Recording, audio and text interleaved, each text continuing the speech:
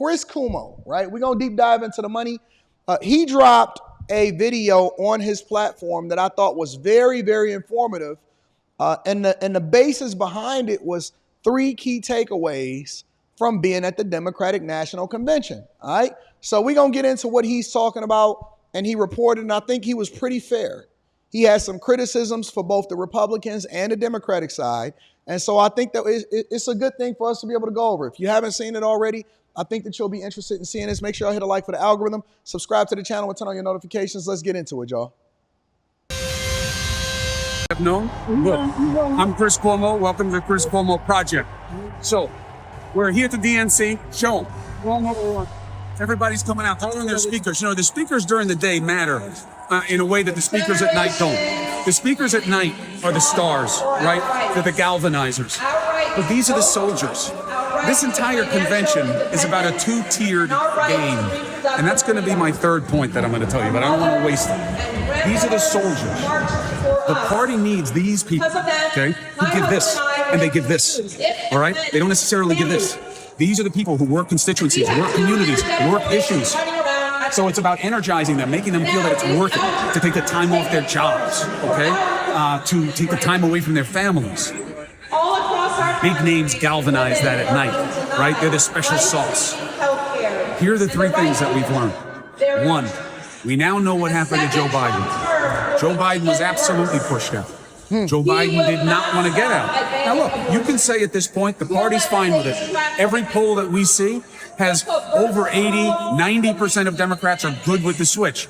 So really, this is somewhat of a dead issue, all right? But it's good to know how we got here. It's good about what it means about party politics. So here's what happened. There are no chieftains in the Democratic Party. Barack Obama does not run the Democratic Party, okay? Well, let's stop at his first point. He said that Joe Biden was absolutely pushed out, meaning that the president, the current serving president of the United States of America, had to bow the knee to a party, which he's going to go into a little bit later into this monologue that he has. Joe Biden was absolutely pushed out. He was bullied.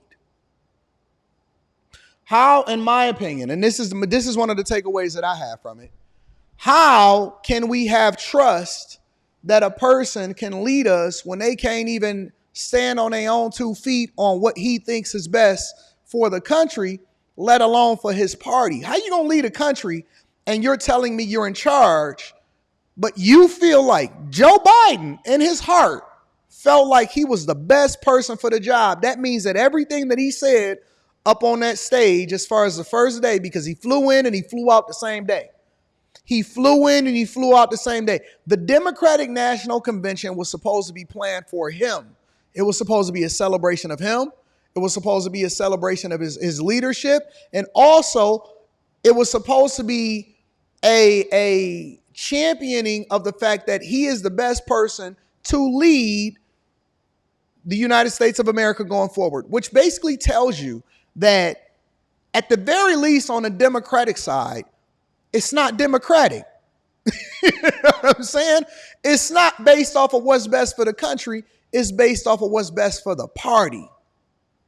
A while ago, right, some years ago, back when Donald Trump first came into power, back in 2016, 15, 16 or whatever, because they didn't take Donald Trump seriously, the rise of MAGA, to Make America Great Again, the people that supported Donald Trump, it practically ripped the party apart because people were confused and it wasn't a part of the establishment. It wasn't a part of the status quo, which is one of the reasons why I like Donald Trump, is because he's not a lifetime career politician.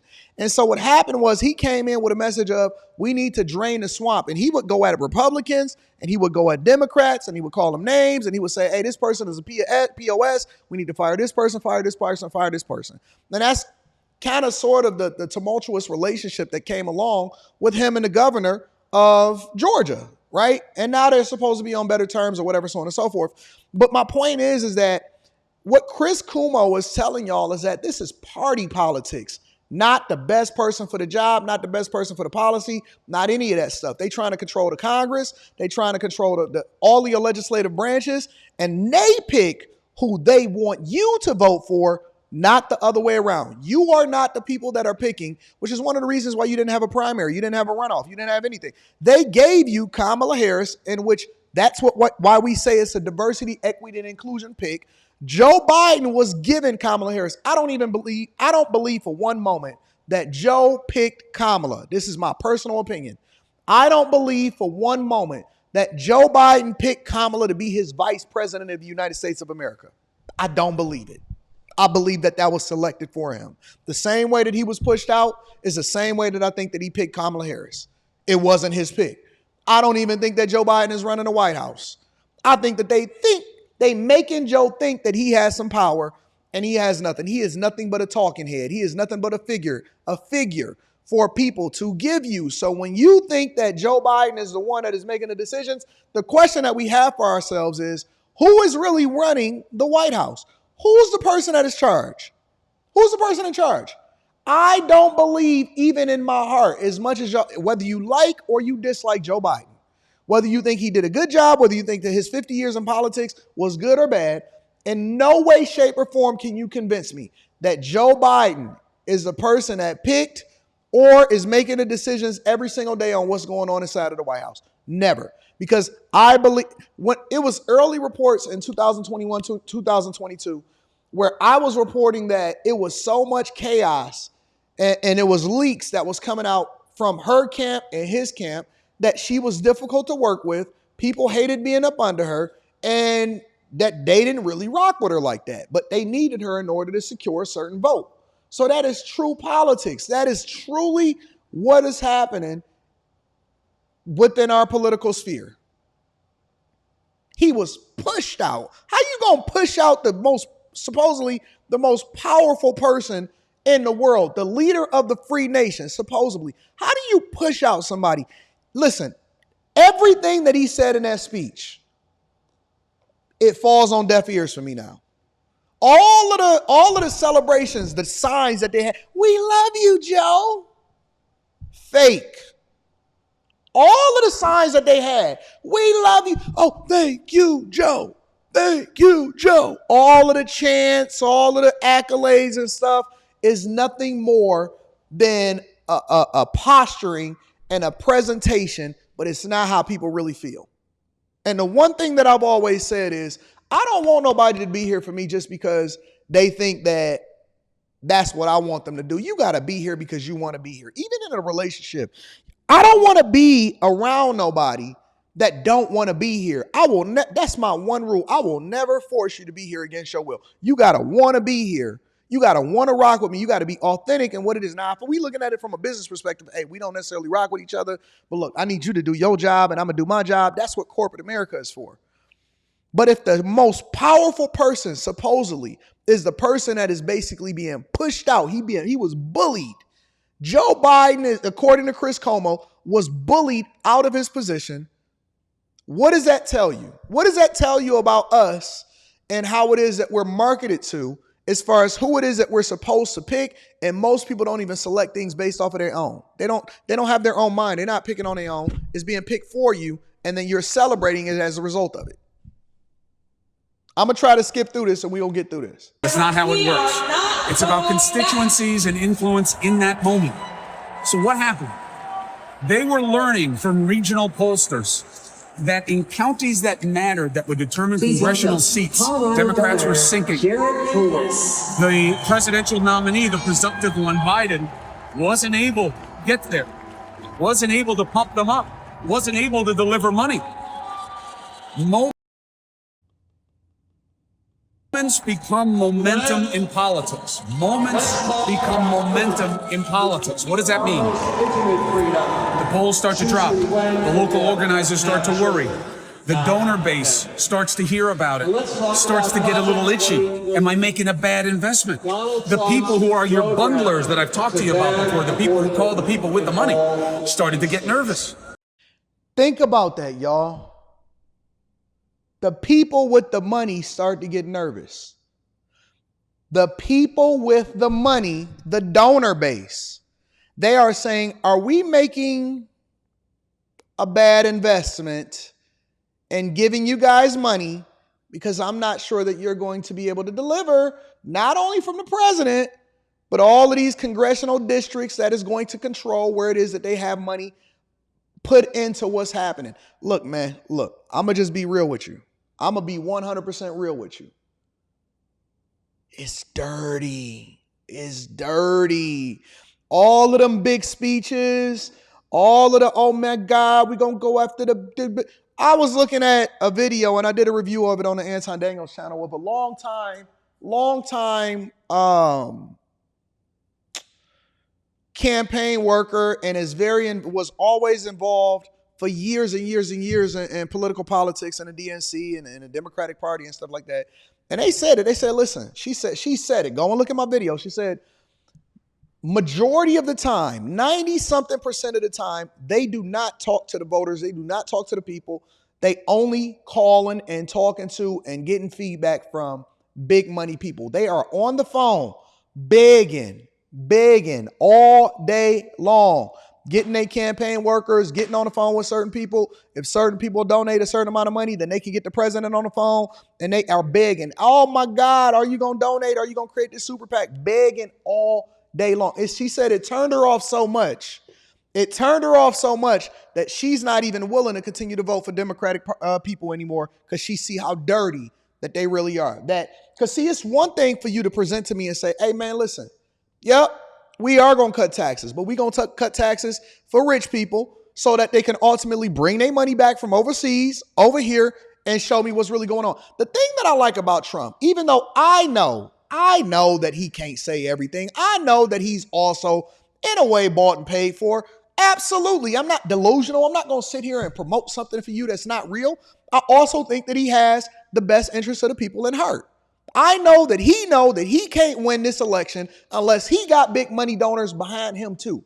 And that is a fact. And I also know that there's probably some favors that's being dished out here and there. I'm not crazy. I'm not delusional. I'm 100% objective, but I still think that he's the best candidate for the job. And one of the reasons that I like him is because I prefer for somebody to be realer for me and say, hey man, listen, I do got to make some sacrifices, but I'm going to see you on the back end.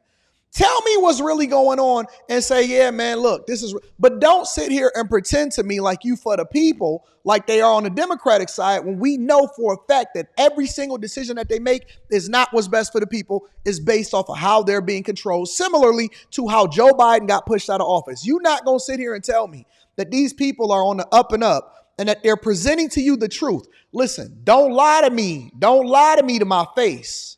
Don't lie to me to my face. Two things could be true. You could also be going to get the bag, but at the same time, help me to understand whether or not you're going to help me. You can't sit here and tell me, oh my God, we going to fix immigration in this country. I thought that it was already fixed. I thought that y'all had it under control. Yeah, we going to come up and we going to fix what's going. You've been in the office for the last 3.5 years. Y'all have controlled the office for the last 12 of 16 years. What is there to fix if y'all haven't been fixing it already? But every election season, talking points. And all we going to say is, I can't believe that y'all not getting on board because they black and we need to get the boule involved.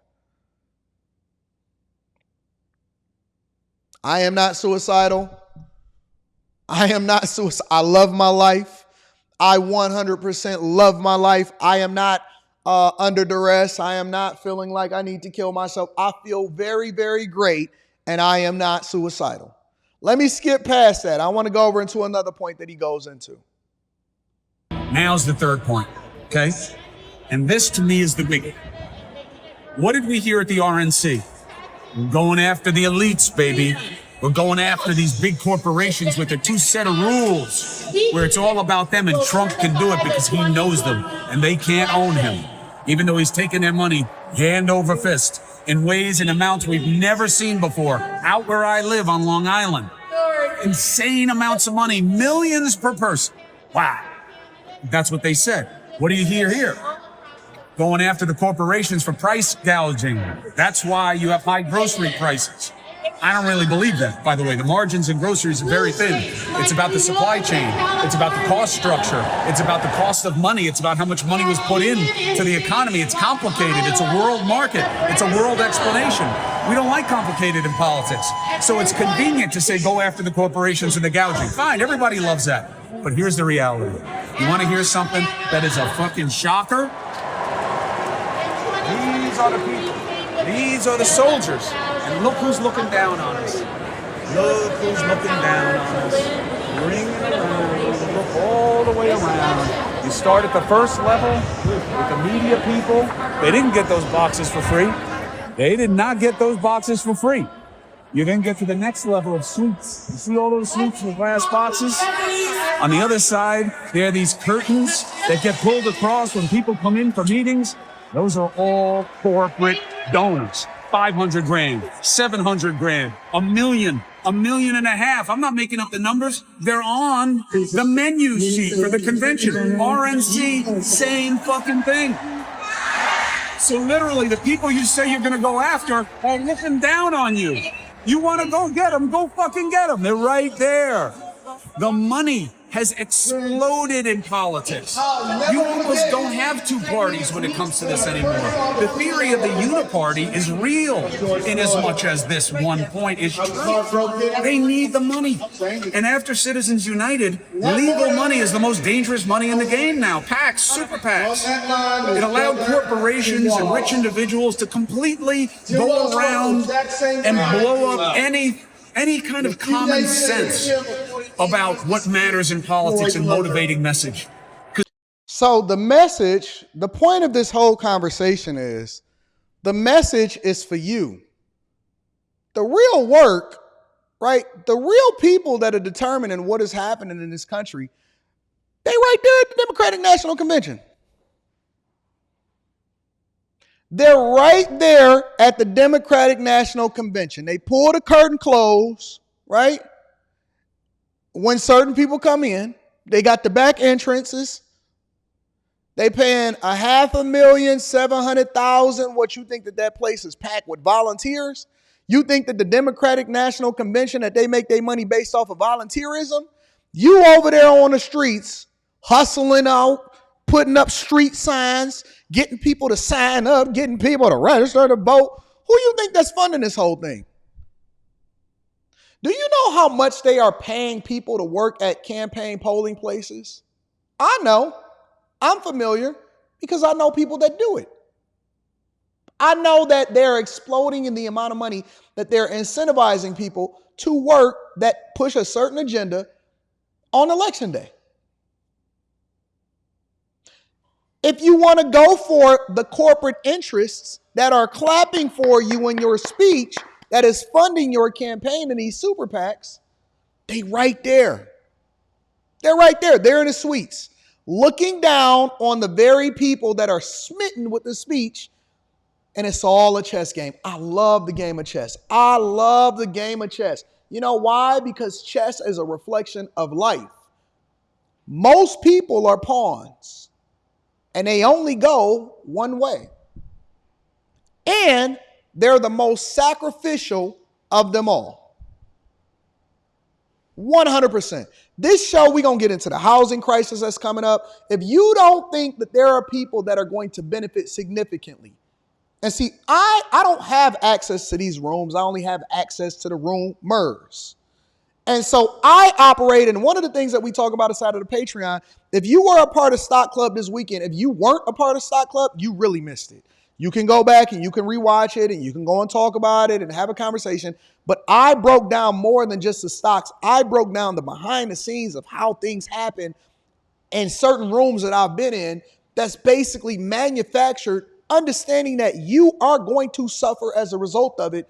But in their mind, it's for the greater good of those that ultimately are the decision makers and the shareholders and the ones that is the big money donors and all of this that's happening. If you don't think for 1 second that almost every single thing that you do, your very thoughts are manufactured and given to you. Most of these people think that they are free thinkers because they're told that this is what a free thinker thinks like. You missing it. You missed it. You missed it. You missed the whole thing. Most people think that they are free thinkers. When I hear somebody say I'm woke, I know that they got that as a talking point from somebody else that told them that this is what woke is. Most people think that they are free thinkers because they were told that this is what a free thinker thinks like. You are marketed the whole idea of being a free thinker.